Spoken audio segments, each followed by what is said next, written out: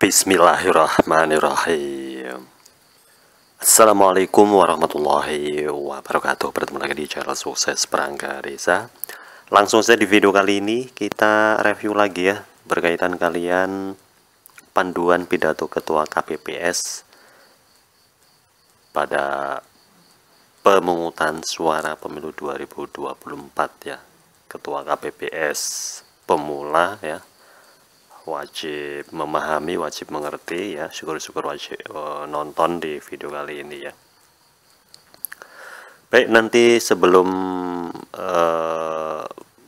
persiapan atau pemungutan suara di TPS itu dimulai, biasanya nanti ada sambutan ya, sambutan Ketua KPPS ya, baik itu yang sudah pernah menjadi ketua ataupun yang pemula ya. Nanti kita simak saja videonya ya. Sebelum kita lanjut, mohon support dan dukungannya untuk subscribe, like, komen, dan share. Sebelum dan berikutnya saya ucapkan banyak terima kasih. Sebelum kita masuk ya, di sini untuk pembukaan pemungutan suara oleh Ketua KPPS Pemilu 2024 ya. Jadi proses pelaksanaan pemungutan suara dilaksanakan itu pada pukul 7 waktu setempat ya. Dengan kondisi adanya pemilih ya, kemudian saksi dan pengawas TPS.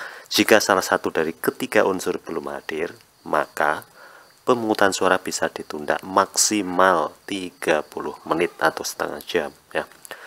Setelah semua elemen terpenuhi ya, Ketua KPPS memulai kegiatan pemungutan suara. Posisi pemilih sudah duduk di kursi tunggu. Proses isi daftar hadir ya, daftar hadir sedang berjalan ya. Baik, langsung ya.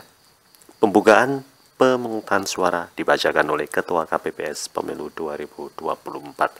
Kalau yang sudah senior ya silahkan, nggak usah pakai teks ya.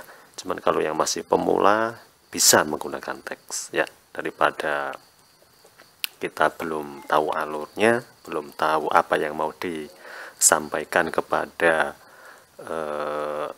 yang hadir di TPS ya. Khususnya di situ ada PTPS atau pengawas, ada saksi, dan ada semua elemen masyarakat yang hadir untuk mencoblos. Tentunya kita harus mempersiapkan diri ya. Paling enggak teks itu ada ya. Baik, langsung saja ya. Ini adalah contoh sambutan yang simpel sekali ya. Simpel dan praktis. Assalamualaikum warahmatullahi wabarakatuh. Bismillahirrahmanirrahim. Pemungutan suara di TPS 005, Kelurahan Semangka, Kecamatan Durian, Kabupaten Manggis secara resmi saya buka. Saya persilahkan kepada pengawas TPS serta para saksi untuk menempati tempat yang sudah kami sediakan. Namun sebelum itu, saya selaku Ketua KPPS akan mengambil sumpah atau janji kepada semua anggota KPPS dan pengamanan TPS atau Linmas. Diharapkan berdiri di hadapan saya. Tetapi sebelumnya saya akan bertanya, apakah saudara dan saudari bersedia mengucapkan dan melaksanakan sumpah dan janji?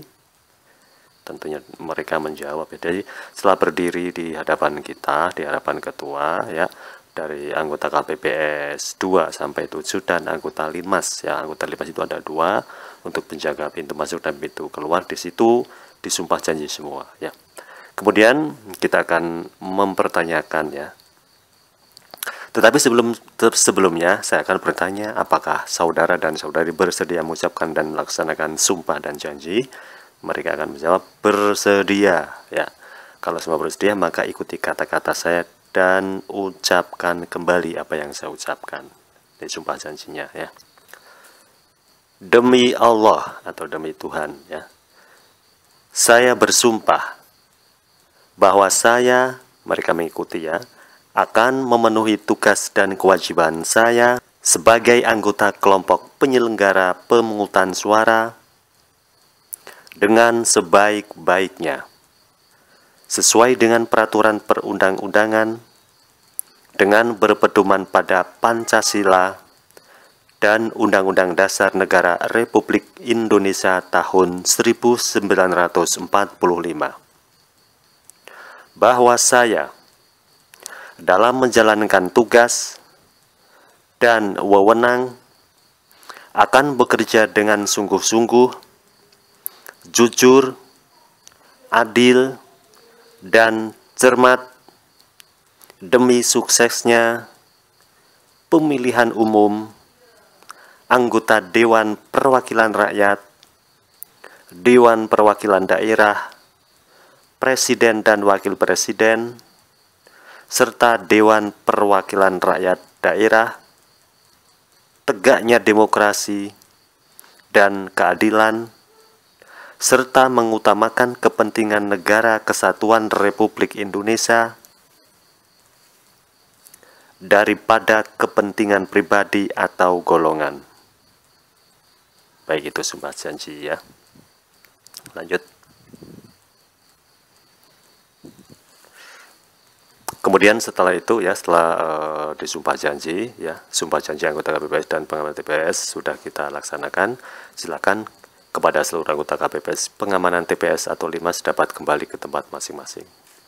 Setelah kembali mereka ya, selanjutnya saya selaku Ketua KPPS TPS 005 akan menyampaikan beberapa informasi tentang pemilu 2024, di antaranya pemungutan suara ini bertujuan untuk memilih calon presiden dan wakil presiden. Surat suara berwarna abu-abu. Yang kedua, calon anggota DPR. Surat suara berwarna kuning. Yang ketiga, calon anggota DPD. Surat suara berwarna merah. Yang keempat, calon anggota DPRD Provinsi, surat suara berwarna biru. Dan yang kelima, yaitu calon anggota DPRD Kabupaten atau Kota, untuk surat suara berwarna hijau. Adapun terdapat surat suara sebanyak jumlah pemilih yang ada di salinan DPT dan cadangan sebesar 2% dari DPT. Lanjut. Selanjutnya, untuk alur pemungutan suara, diawali dengan pemilih mendaftarkan di meja pendaftaran atau KPPS nomor 4 dengan membawa formulir model C pemberitahuan pemilih dan KTP elektronik atau suket dari Dukcapil kepada petugas KPPS nomor 4, kemudian pemilih mengisi daftar hadir kepada petugas nomor 5, lalu kepada pemilih menunggu di tempat yang telah disediakan oleh anggota KPPS. Kemudian pemilih dipanggil oleh Ketua KPPS untuk mengambil surat suara. Ketua KPPS akan menyebutkan nomor DPT dan nomor sesuai urutan kehadiran pemilih. Pemilih mengambil surat suara dari Ketua KPPS dan memastikan bahwa surat suaranya tidak dalam kondisi rusak dan telah ditandatangani oleh Ketua KPPS. Kemudian melakukan pencoblosan di bilik suara. Pemilih diantar oleh KPPS 6 ke bilik suara sambil mengingatkan pemilih untuk tidak melakukan dokumentasi berupa foto atau video di dalam bilik suara dan melakukan pencoblosan dengan alat yang sudah disediakan serta tidak merusak surat suara. Pemilih dapat memberikan suara dengan mencoblos nomor urut, foto, nama calon, atau gambar partai politik. Selanjutnya, cara memberikan suara pada surat suara pemilu serentak tahun 2024 ini dilaksanakan dalam bilik suara dengan langkah-langkah sebagai berikut. Surat suara sebanyak 5 lembar dibuka 1 lembar dan diperiksa satu persatu oleh pemilih dan pastikan kondisi surat suara tersebut dalam keadaan baik. Sebelum mencoblos surat suara, setiap surat suara diletakkan dalam keadaan terbuka di atas alas pencoblosan surat suara. Selanjutnya dicoblos cukup sekali pada setiap jenis pemilih di pemilihan di kolom peserta pemilu, baik itu calon presiden, calon anggota DPD, maupun calon anggota legislatif dengan menggunakan alat pencoblos yang telah disediakan oleh KPU sebagaimana telah disediakan di bilik suara. Setelah pemilih mencoblos, kertas surat suara dilipat kembali seperti semula sehingga tanda tangan Ketua KPPS tetap dalam keadaan terlihat dan hasil pencoblosan tidak dapat dilihat. Pemilih tidak boleh membubuhkan tulisan dan atau catatan lain pada surat suara. Hal tersebut mengakibatkan suara tidak sah. Setelah selesai, pemilih memasukkan surat suara ke dalam kotak suara dipandu oleh KPPS nomor 6 agar tidak salah memasukkan surat suaranya. Setelah itu, pemilih menuju ke KPPS 7 untuk diberikan tanda sudah melakukan pencoblosan pada jarinya satu ruas jari.